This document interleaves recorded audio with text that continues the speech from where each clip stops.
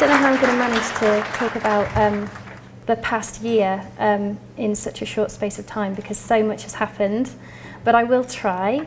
I'll just give you a little bit of background as to how I began. So over a year ago, I was making work back in the UK that was really about me drawing and printing lots and lots of repeated shapes and sitting in my studio on my own, making work that was loosely inspired on systems and networks that I would just make up and create out of my own head, and they would kind of have lots of rules to them which I would devise as I went along, and I would just continue to draw them intuitively.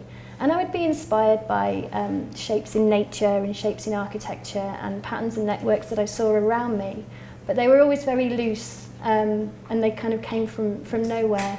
And I would just make kind of a constructed architecture that would hang in space. This is a drawing where I created a rule for myself by repeating this structure, and then I would just let it grow and turn into its own thing, and it would sit in space by itself. So all my work previous to coming here was all very abstract and geometric, and I mean, I love making it, and I love the fact that somebody would want it enough to perhaps buy it and hang it on their wall in their room, or it would sit on a gallery wall. But I always felt like there was so much more potential to do something which related to the real world, and I always knew that I could do better and do more. And so when I saw this residency call, I got incredibly excited because it spoke to me instantly about where possibly I could go next if I was fortunate enough to get it. So I applied, and I applied saying that I didn't know quite what I wanted to do. I didn't come here with a specific plan. I just wanted to respond to a context that was out with my studio and out with myself. And that context was water, and it was the way it interacted with the city and interacted with nature and the people of the city.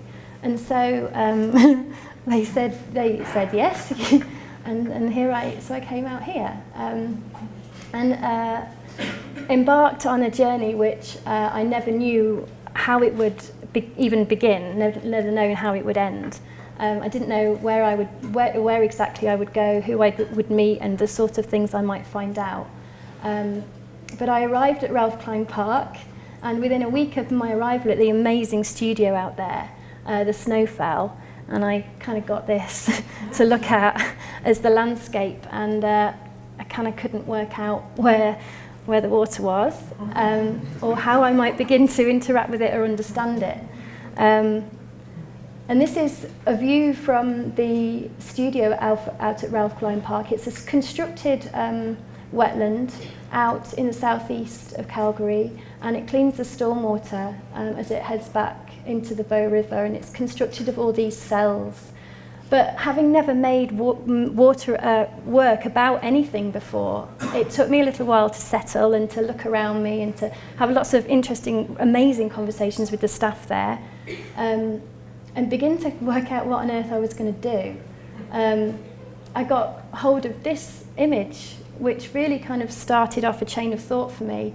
As Paul said, my work's loosely based on the idea of shapes fitting together.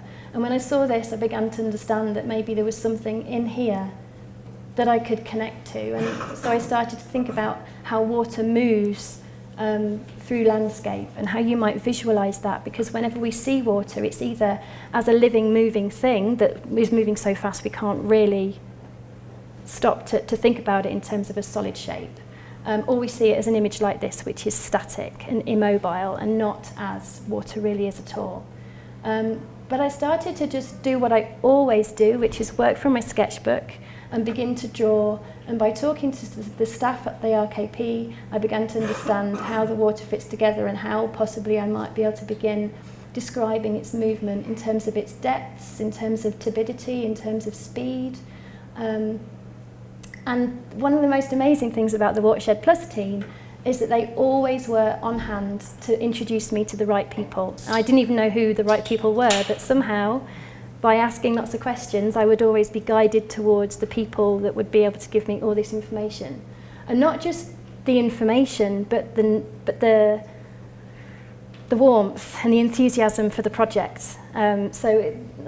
So many people gave up their time. You all know how busy everybody is in this building and how important the work that everybody does here. But they did give me their time.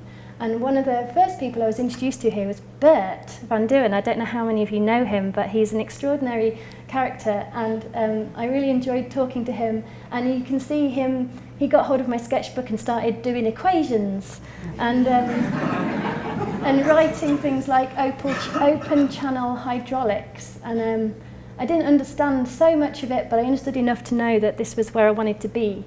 And he introduced me to fluid mechanics and the way engineers visualise the flow of water.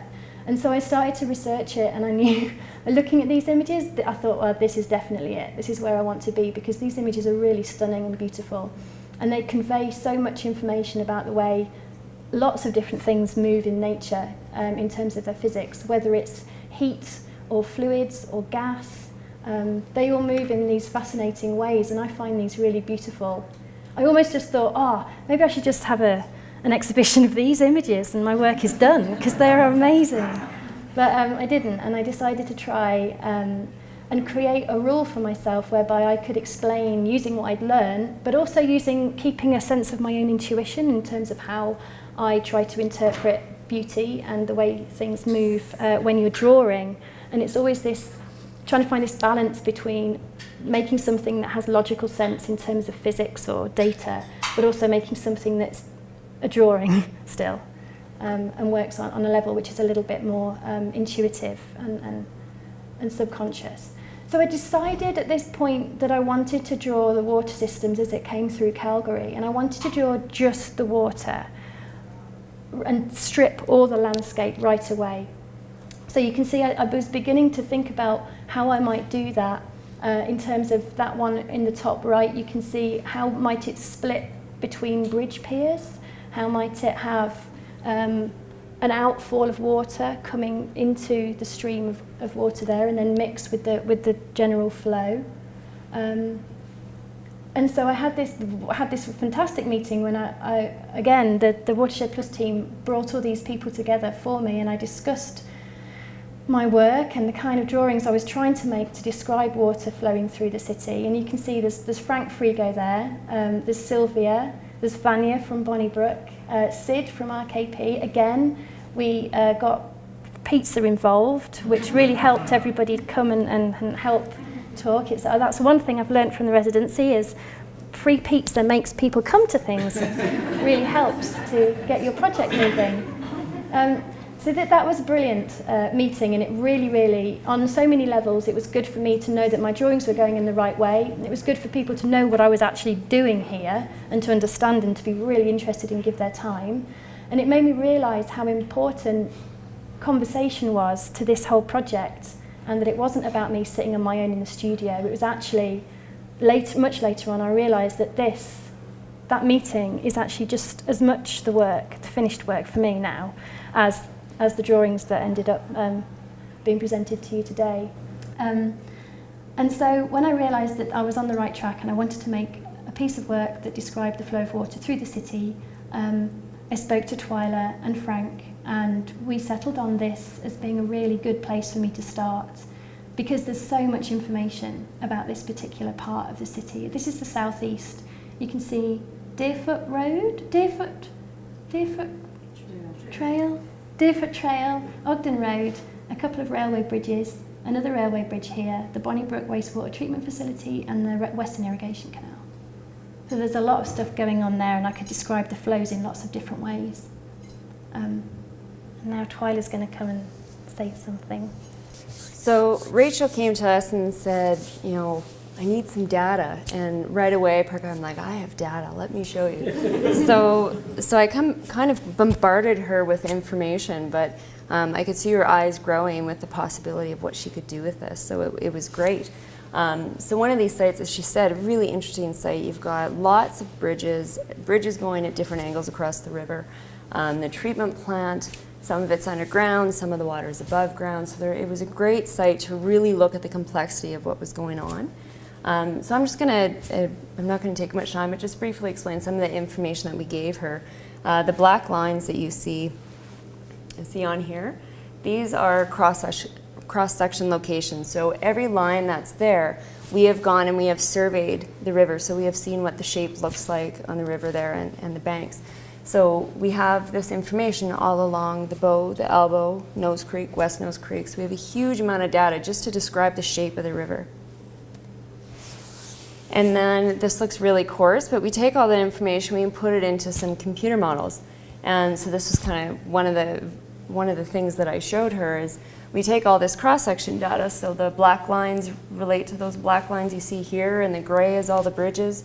And we build this model, and we take into account what is the roughness of the channel. Is it gravel? Is there vegetation in it? That's going to slow flow down. Or is it if it's a canal, it's smooth gravel. That's a lot different than a natural channel. So we put a lot of work into these models to really describe what the river looks like. Once we build that, then we can look at all different kinds of scenarios. So you put in what kind of flow rate do you think you'll have? You put that into the model, and then we find out where would the water level be. And we can map that out and get a feel for what we can expect. And then these are cross sections. So cutting through the river, what would it look like? So, in here it's not only what the water level is, but we can also get a feel for velocities. So where is it going faster? Where is it going slower? And so we started with this very engineering piece of data to kind of explain to Rachel, this is all the pieces of the puzzle that we have. And then, here are these maps that we create because of it. And so she went away with all this plethora of data, and I think a little overwhelmed. And we kept telling you, it's okay, like you're doing good. You got the right stuff. But it was really exciting to, as a technical person, to talk to somebody non-technical who was really getting it. She was talking with Bert. She was talking with all these different people, and she was piecing all these things together, and was so concerned that she wasn't getting it right, but it was exciting to see that she absolutely was. But it was an absolute honor to work with her and just to share this information and to see a totally different discipline connect with the river that we do. Although we see things in very, engineers, graphs, and numbers, we can still very much connect to the river, and it was great to see her pulled into that. So I'll let her continue. Thanks. I must have done a really good job of pretending I knew what they were talking about. Oh yeah, really, yeah, totally, yeah. Like I did a lot of saying totally, and so one of the first things I did was just those etchings that are over there. Actually, just I translated some of those graphs into what made sense to me is this idea of an architecture that sits together properly, and I tried to make it look in a kind of a beautiful thing, but then it was based on the data behind it was all those graphs. It's a horizontally exaggerated cross section of a particular one of those bits of the Bow River that you saw earlier. And then I started looking at, again, back to the sketchbook and working out how I might be able to take all the stuff that Twyla gave me and create a rule for myself, showing the different depths and how they might be drawn to show the velocity at the deepest part being the furthest apart of the one line, and then how that might split around something like a bridge pier here. Taking a lot of time to walk around the actual place, looking at, walking along the riverbank and seeing physically how the different bridge piers are in different shapes. And then looking at aerial photographs and just as much different information as I could get hold of. And so the other thing that I did, or I had to do, was wander around not wander around, I mean, it was a tour. I wasn't just wandering around it, but this is a wastewater treatment facility, and I still can't quite work out why I chose, of all the places I could have ended up, I chose a wastewater treatment facility. It's not very glamorous, but it was a fascinating place to study the different flows of water and to try to work out how you might draw different movements of water. And so here you have two different cells doing two different things. One of them is a bioreactor, where you're using oxygen as a chemical reaction to clean the water, and it's bubbling away. And then on the other side you have a stiller version of a different process. And I really enjoyed working out how to describe these different flows. And it ended up being something like this, where you have the finished drawing shows the Bow River as a more organic shape, and then you have these man-made areas here where you have the different processes. Some of them are circular, the clarifiers, where the water kind of comes up and then slowly moves outwards, where you get the circles, and then the bubbly stuff is a different process there.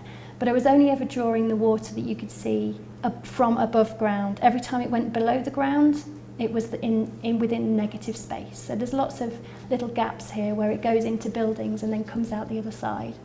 Goes down into underground pipes and then ends up as outfalls into the Bow River itself. And you can see the confluence of the river coming there by the bridge piers, if that makes sense. And this is just another detail from that original drawing that I made in the spring. And then I got this incredible show at the Truck Gallery in downtown, which I was really delighted to get, because it was a solo show in a really great space, a really great gallery, another artist-run place. It's wonderful stuff. And because it was actually the last show in this space, Randy let me paint on the concrete floor a flow visualization, which was really cool, because I'd never done anything like that before. I'd only ever worked on paper, and suddenly I was painting on the floor within an architectural space. That was wonderful. Some other work that I made at this time was these chromatography studies. There were times when I got I did so much drawing in lines and lines and lines, and it was all very controlled and precise, that these drawings allowed me to free up things a little bit. I would make one of those drawings with black ink and then dip the drawing into the river water and then allow the water to be drawn up the page and kind of redraw itself. So it's a two-stage drawing. The first I draw, and the second the water kind of redraws the drawing, and so you get a much more natural and organic flow visualization where the ink is separated as it travels up the page. And I really enjoyed making these because they were so much looser. And then what I would do is I would go back into the paper and emboss where the original lines had been. And there's examples of those on display over there. This is another little picture of that. And so at this point, I moved to a different studio and I arrived at Telespark, which was an incredible change, completely different environment in every way, and my work did change quite a lot as a result. This is the Telespark Science Centre, and my studio, the windows that you see there going across the logo are actually the windows of my studio. Chris made it especially. And it's a bit like, I've said this before, it's a bit like being a Bond villain, because you're living in the logo of the building, looking down on everyone as they walk in. I really enjoy being there and kind of spying out at people. It's a really incredible creative space, really busy, really noisy, kids running around having the most amazing time. This was my, on the other side of, so I was on the other side of this wall, and then here is a corridor that kids would walk past, sometimes run past, mostly saying my name out loud as they read it, which was kind of endearing at first, but sometimes, especially when the other day, I don't know if I've told you this, Chris. They didn't know you were on the other side. No, they didn't know I was on the other side of the wall. They would read my name out, and the other day, a little boy, I think he was by himself, he just stopped and he said, "Rachel, Duckhouse." "Oh, come on, Duckhouse." Really embarrassed. And I was sitting right behind. So thanks for that, little boy. And the brilliant thing about Spark is that because it's so interactive and they're constantly evolving their exhibits and changing them around and adapting to the audience, and it's very hands-on, and the exhibit designers are very keen on prototyping different ideas. And so because of this attitude, they were really happy for me to go down into exhibition space and add things, ask questions, get responses directly, which was wonderful. And this is one example. So when the flood hit, I was based at Spark by then, and one of the things that Chris did and his team was to set up a place where people could just ask questions about the flood. And I got a few examples of the stuff. I wrote this on one of the pages of the sketchbook scans. There's a whole list of the questions that the children, adults, a variety of different people were asking during the flood. But some of these, some of my favourites were here. So, and you'll see a theme. So they asked things like, why did it flood? How many animals died? Could the flood happen again? What happened to the insects?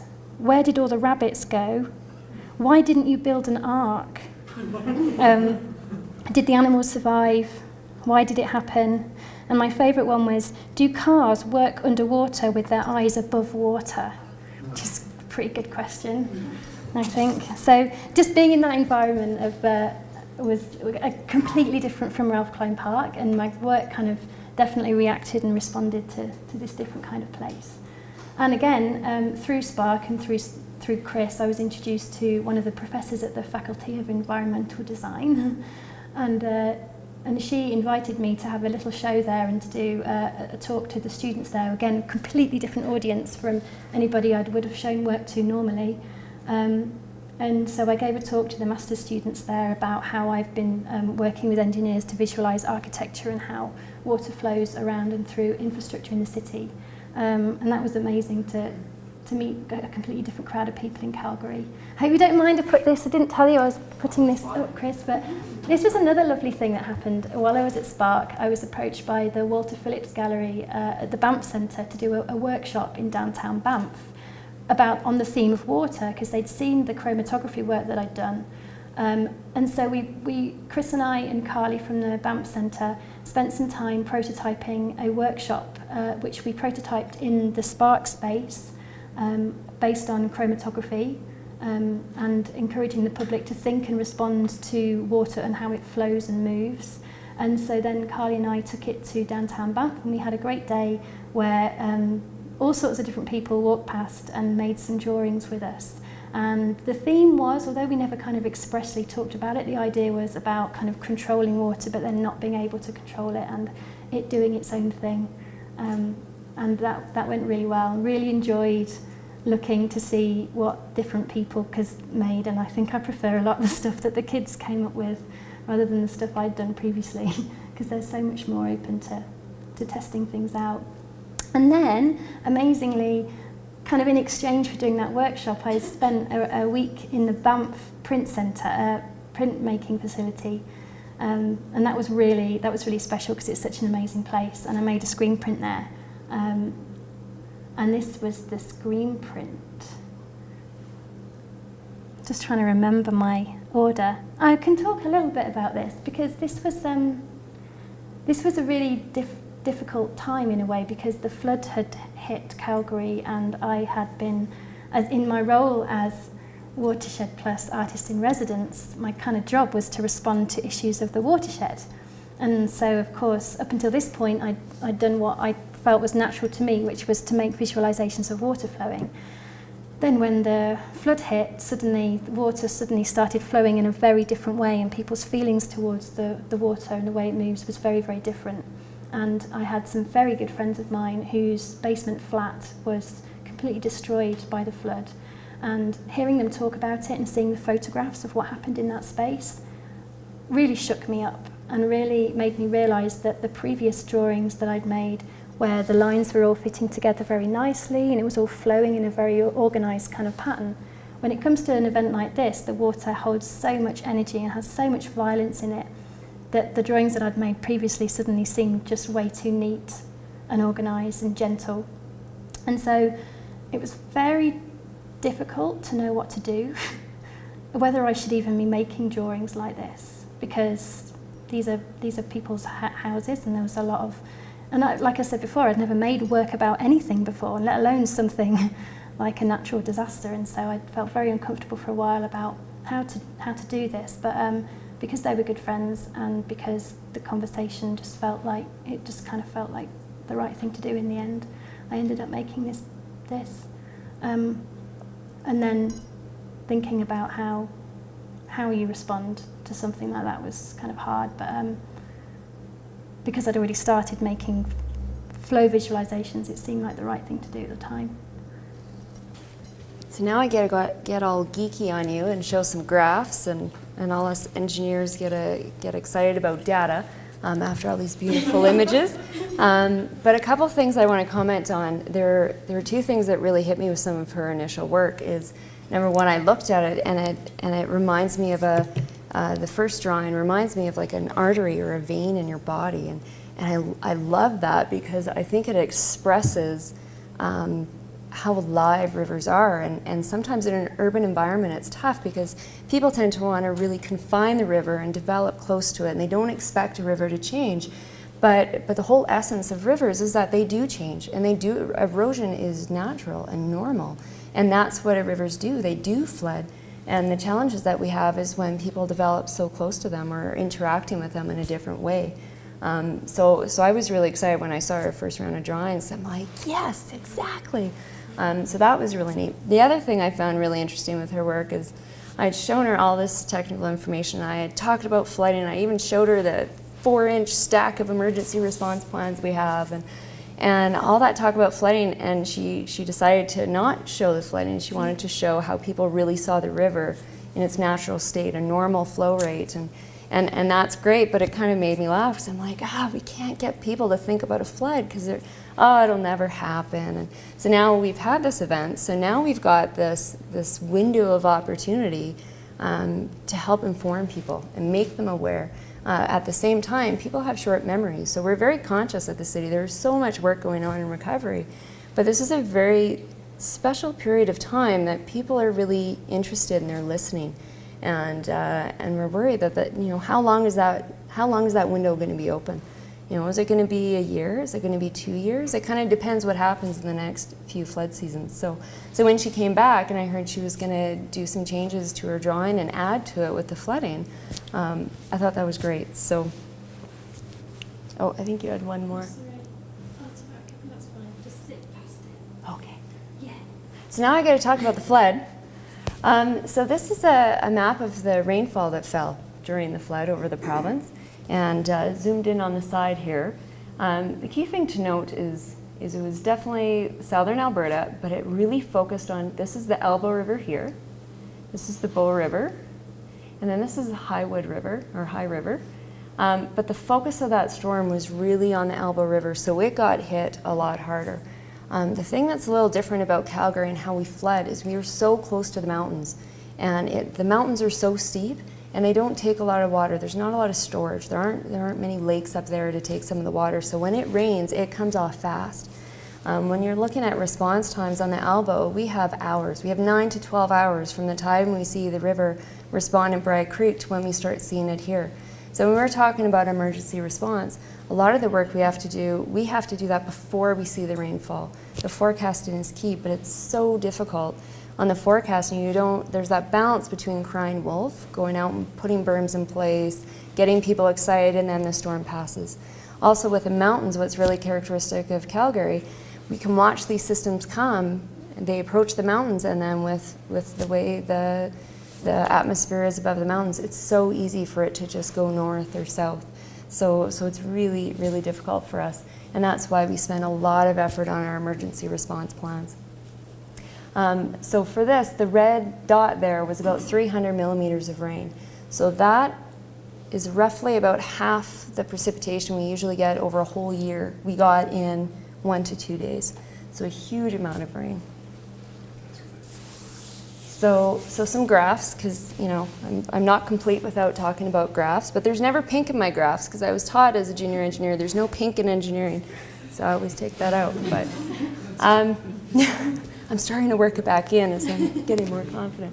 So what you see here on the vertical, if I can get my pointer working, is a flow rate. So what volume of water per second, and this is time. And each break here is about 12 hours. So what we really want to show, or I wanted to point out a huge success story, is this is on the Elbow River, so coming into Glenmore Reservoir. On the top, unfortunately, it doesn't show very well, that green line, but this is what the level was within Glenmore Reservoir. So the City of Calgary owns Glenmore Reservoir. Number 1, it's for drinking water. 2, flood attenuation, and 3 is recreation. And it's a real challenge and something that we constantly work on, how do you balance all that? But drinking water is absolutely number 1. But what we did in Glenmore is we could see with forecasts and dealing with the province, because we work very closely with their flood forecasting, we knew an event was coming, not this big, but by Sunday night, once the recreational users were off the reservoir, we started to slowly draw down the reservoir, to bring the level down, kind of drain the bathtub, to make space to capture that water. So those of you might see, it's kind of interesting, you'll see the Elbow River flow come up and you'll see the reservoir come down, but it hasn't rained yet. And that's because we're trying to get ready in advance of these events. So we had the reservoir drained as low as we could, and it was waiting for the rain to fall. So on Wednesday, or on Tuesday, we were waiting, and the rain came Wednesday night. The blue line is what was upstream of Glenmore Reservoir, of what came in. We had a peak flow rate of 1240 cubic meters per second. So that, these aren't official numbers. Water Survey Canada still has to finalize them. But that's around a 500-year return period event. What we released, what we were able to hold back, was about 700 cubic meters a second, which is about a 100-year event. Very significant. The other thing is this time lag. So the difference between this blue rise and the red rise is about 6 hours. And when we're looking at a matter of hours to evacuate people, buying ourselves those 6 hours to get everybody out was essential. But the big difference when you're looking at, from here to here, you're looking at approximately a 2-meter difference in water level. If we hadn't been able to cut that down, that could have been about 2 more meters of water coming through the Beltline and into downtown. So huge impacts, great success story, really important for the management of the reservoirs to be looked at. This is just to put it in context of history. So these are historical events dating back to the early 1900s. So this is what we saw coming out of Glenmore Reservoir, so about 700 cubic meters a second. So in here, we hadn't seen much, but it was in the 30s. It was pretty wet. If you compare it to what actually came into Glenmore Reservoir, it was around a 500-year event, so just dwarfing what we would have seen on the Elbow. However, the Elbow, we don't have data from the late 1800s. I'll show you the Bow River, and we do have data. But you'll see that we hadn't had something like that in a long time. On the Bow, I won't spend much time here, but again, flows in the 1,700 cubic meters a second. To put flow into perspective, when I talk to a grade 4 classroom, I like to explain it as a dishwasher analogy. So a dishwasher is 1 cubic meter, roughly. So for here, the peak flow was around 1,700. So take 1,700 dishwashers and line them up in a line, in a wall, and 1,700 dishwashers were passing a single point in the Bow River per second. And that's how much flow is coming through. And to put the Bow in perspective, so this is what the Bow flow was like. But if you look at history, so back in the 30s, which also was around drought time, so flooding and drought can be quite connected. We had some events, but also in the late 1800s, early 1900s, we had events in this order of magnitude. So this wasn't an event that is completely unprecedented. This is something that we've seen, but we've had, people say, I've never seen this in my lifetime. Well, no, you haven't. It's been 80 plus years since we've seen one. The other thing to note with this data is that these events tend to happen in clumps. So we're in kind of a natural cycle. We can talk about climate change if it's more frequent, but really there is a natural cycle. So although we flooded this year, we could flood again next year. We could flood in 5 years. It's not necessarily, when we talk about a 100-year event, it's really a probability. It has a 1% chance of occurring in any given year. It's not that it'll happen every 100 years. This is a picture of some of the water that we took from the river that we treat and use as drinking water. Huge success story is that the city had actually put a lot of new infrastructure into our plants, and we were able to maintain quality drinking water the entire event, and that's a really big deal. So filthy water, and I love that when Rachel came to talk to me about the second part of her drawing, she was so excited because she found the perfect color pen that was brown, and she showed me. I'm like, yes, that's exactly it. So, but yeah, amazing just to think of the work that we did to treat that water. This is one of our biggest erosion sites in the city that I wanted to show just to give a scale of how much change there is in the river. So this on the top is before the flood, and this is after.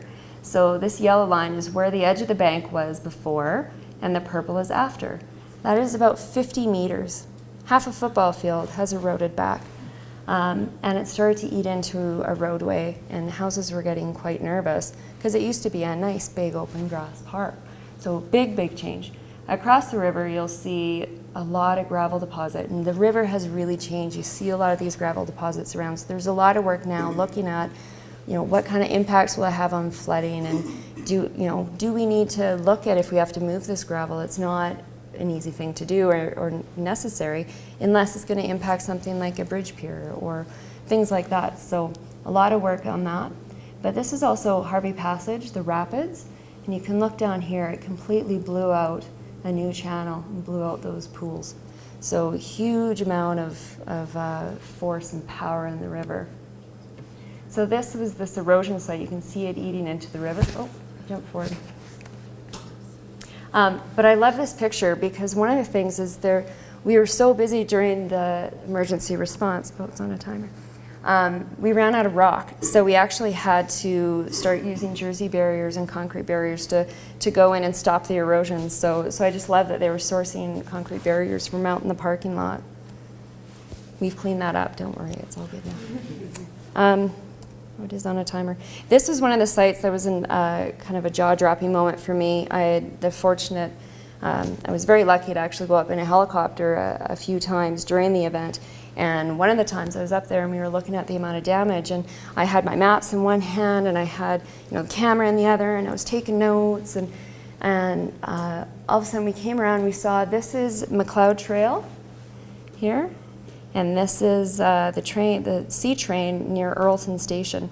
And so this is the Elbow River. So the flow is supposed to run through the roads of Earlton, but the amount of erosion that it ate away McLeod Trail, and this track was just kind of dangling. And it was a moment that I kind of stopped and just realized, like, wow, like in the models, you don't see the debris, you don't see the amount of erosion. You have a sense for what it would be, but to really see it was quite amazing. So I'm going to finish off with just a couple slides of Elbow Falls, before and after. So if any of you have been out to the Elbow Falls, you can see these lovely pathways, these big trees, great place for a picnic, and this is after. I had a nice picnic with my kids in the gravel with a chunk of pathway that was just sitting there, but it was just amazing to see how completely different this was, and the trees, just huge trees, just ripped right out. So before, after. One more, because I love that. It's just crazy. So I'll leave this now to Rachel. When you see Twyla talking like that, it makes it even more incredible to me that she took so much time out to work with me on my little drawings, like compared to all this really serious stuff. It's really, really incredible. So talking again about this idea of before and after, and just this whole notion of a river never ever being the same thing, and to even be able to draw it or take a photograph of it, you are freezing something in time and space which is completely dynamic and infinitely moving. I was very conscious of that when I was doing my drawing, but the flood event really does make you realise even more so how much a river is constantly changing its banks and moving around. But this, of course, just speeded that whole process up and exaggerated it so that it completely shifted and completely eroded. And this was just one of the photographs that I took just for my own research purposes, so that when I was walking around originally, I could get a sense of the distances between the different bridge piers when I was plotting out how I would put them out. But when I revisited the same area, thinking that I would redraw the river and just see where the water went after the flood, I was seeing things such as where once there were 4 bridge piers in the water, now there's 6. And I realised quite quickly that I would have to completely redraw a new flow to represent where the peak flow of the flood was. I mean, another thing that people quite often ask me is, are you going to draw another layer which says where it is now? But that would make it an extremely complicated drawing, and I would have to probably stay here for a few months to do that. But you would have to draw it every single day forever to try and capture the way it's constantly moving. But I decided to redraw right over the top in a different colour, in this flood brown colour. And so I could do quite a lot by looking at all the aerial photographs I got, also working very closely with Twyla, who was brilliant to give me all the information I needed in terms of the flood line. And then you can start thinking about, I began to understand a lot more because I was getting information about the depths of the river at certain places, the floodway and the flood fringe, and how that works in terms of this particular part of the landscape. But something I really did need a lot of help with was working out exactly what happened during the event within the Bronnybrook wastewater treatment facility, because that became kind of headline news, and also so much of this particular area became inundated that one of the bridge piers that I had originally drawn was the one that derailed the train. And then you had all this area flooded, and then whatever happened with Bonnybrook. So I ended up going back to Bonnybrook and kind of settled myself in there and turned one of their spare offices into a studio, and spent a lot of time with the staff, who were amazing. We spent a lot of time talking about what had happened during the event, and they were very open, and they just told me everything they could remember, and we got talking. I ended up, in the same way I had recorded the voices, which I haven't mentioned before in this talk, so this won't make sense.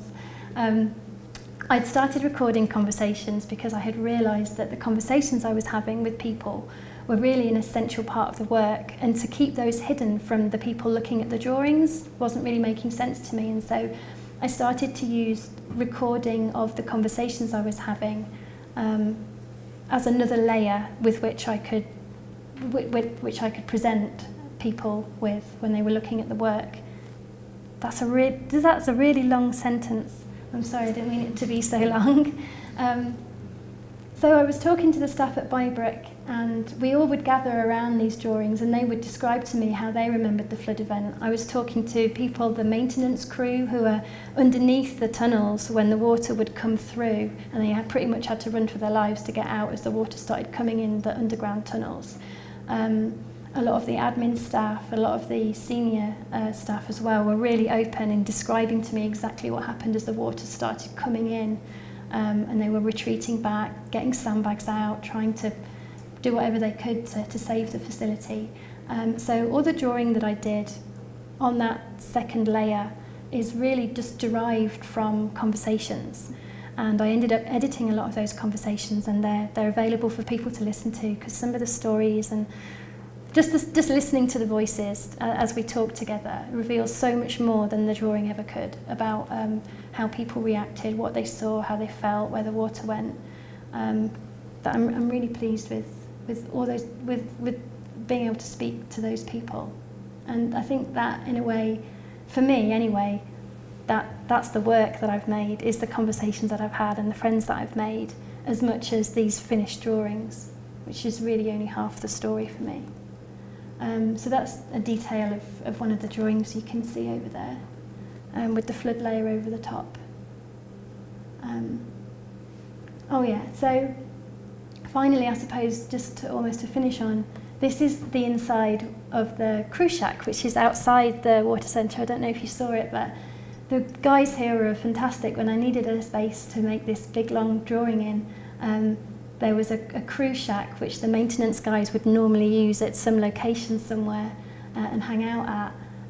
We got hold of one, and they fitted it out especially and kind of turned it into a studio, and it turns out to be the most perfect space.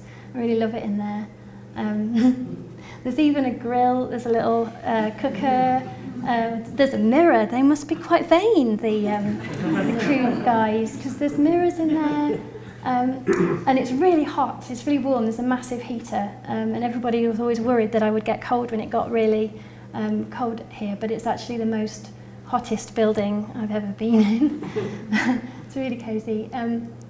So I really enjoyed it, and the thing that's really exciting about this is being able to be the first artist. I got to set lots of things up and be the guinea pig for everyone else who's going to be coming after me. And I've really enjoyed that part of it, but I'm really excited to think that I'm going to leave this place and other artists will come in after me and do something completely different. Their work will be so different from mine, and they might take this crew shack to a completely different part of the city, meet completely different people, look at something in a completely different way.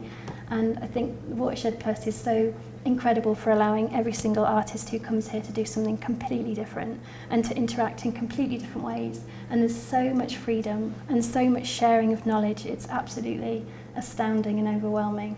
And I don't think I will realise how lucky I've been to be here until I've gone home and sat on my own in a dark room and started crying that I'm not here anymore. And I just wanted to finish with this because apart from being embedded with all these incredible staff and learning all this incredible stuff about the water system, I've also done stuff outside of this by being integrated into the artistic community here. I've met some incredible artists. And I got to be part of a show which was curated by Yvonne, just sitting there, and I was so proud to be part of that. She has brought together some Glasgow artists and some Calgary artists, and the Calgary artists are fantastic. Some of them have now become my very good friends, and they are wonderful people and they make wonderful work. And this show called We is now going to be going to Edmonton, where we will be put together. It's a group show with Calgary artists and Glasgow-based artists in the same room, and I'm incredibly privileged to be part of that as well. And I just wanted to finish on this slide because I know I've been talking all night about myself, but it's really about me and the people that I've made friends with, my really good friends that I've made here, and the work that I've made together with people and collaborated with, and all the friends that I've made. I'm just very happy and very sad to say goodbye to you all. Okay, that's it.